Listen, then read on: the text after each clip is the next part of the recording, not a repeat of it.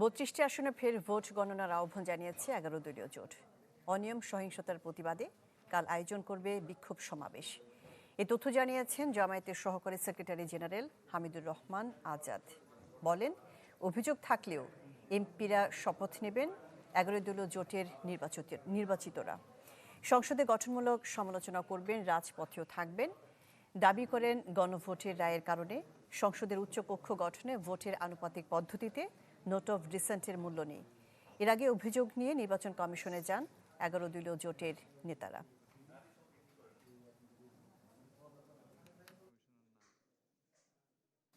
আমাদের ১১ দলের সিদ্ধান্ত হয়েছে, পার্লামেন্টে আমরা গঠনমূলক বিরোধী দলের ভূমিকা পালন করব, দেশ এবং জাতির স্বার্থে কথা বলবো, আমাদের বক্তব্য তুলে দেশ গড়ার জন্য আমাদের বাংলাদেশ দেশকে আমরা ভালোবাসি, দেশকে আমরা পিছনে নিতে চাই না, সামনে নিতে চাই।